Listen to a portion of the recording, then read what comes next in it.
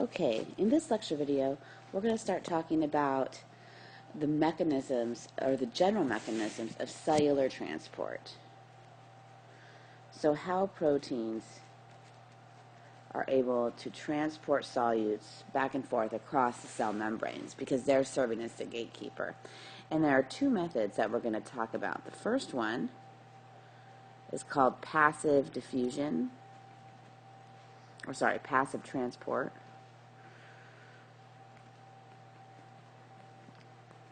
It's also referred to as facilitated diffusion. And it's exactly what it sounds like. It's diffusion across the cell membrane that is helped out by a protein. So in passive transport, solutes follow their gradient. And I'll talk a little bit more about gradients in just a second. The other type of cellular transport that we're going to talk about is active transport, where solutes instead are pumped against their gradient. So you can imagine then in the first case, no energy requirement is necessary because solutes are naturally flowing down their gradient. But in active transport, we need energy in order to make that happen. So in this lecture video, we're going to focus on the first one, passive transport or passive diffusion. Just start mixing all three of those words up.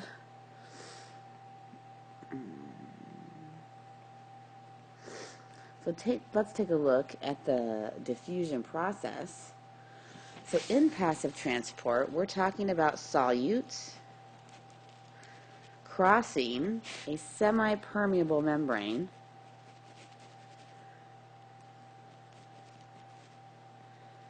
right? Because the membrane is not like a wall that you can't cross through.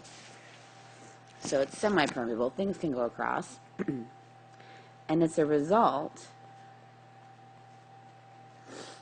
of simple diffusion.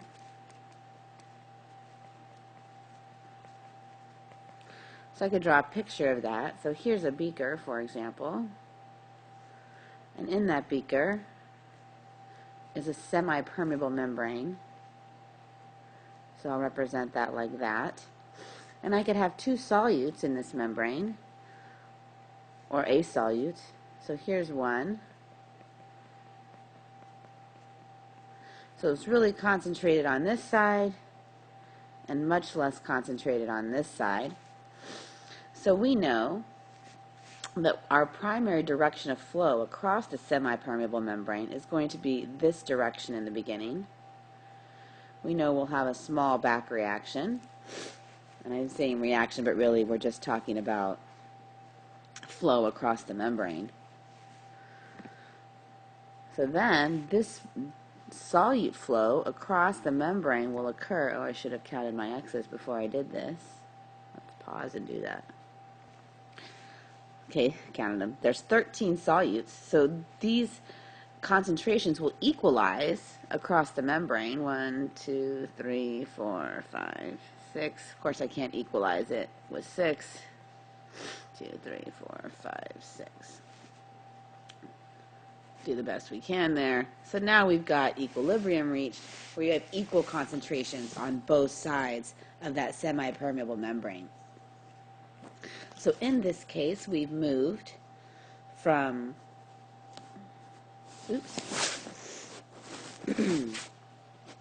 we have movement from a higher concentration of solute to a lower concentration of solute. Boy, my screen must be really dirty. It's really hard to write. And we call this type of gradient a chemical gradient, right? When you have a region of high solute concentration and a region of low solute concentration. So it's called a chemical gradient or a chemical potential. So the potential means there's some energy that you can harvest from this process, and we'll talk about that later when we talk about active transport. Okay, so that's for a neutral solute. Let's take a look at the case of a charged solute.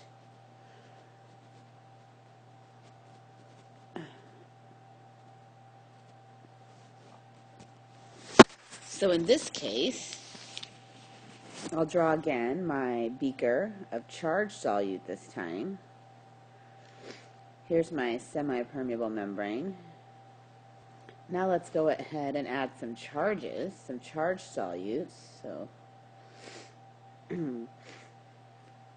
we've got some cations and some anions.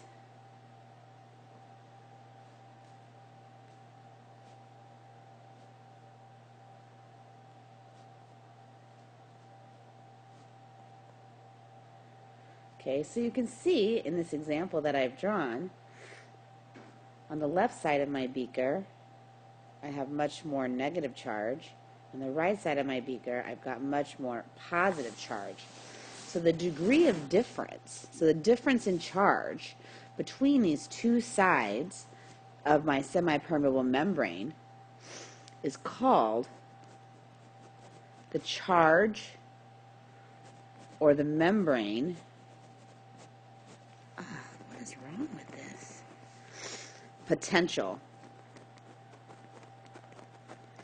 So it's represented oftentimes as V sub m.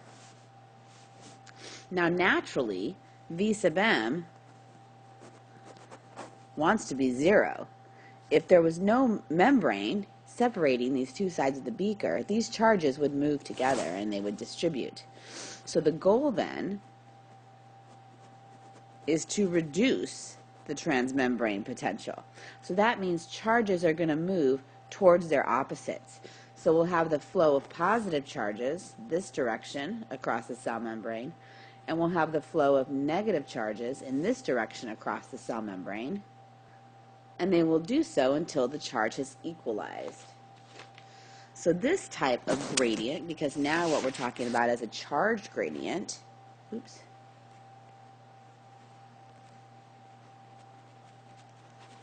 So this gradient of charges is referred to now, when we have a charged solute, as an electrical gradient. And of course you can have both types of gradients at the same time. You could have a charged solute that also has a difference in concentration, and now we're talking about the electrochemical potential. And this will be the driving force across that semi-permeable membrane.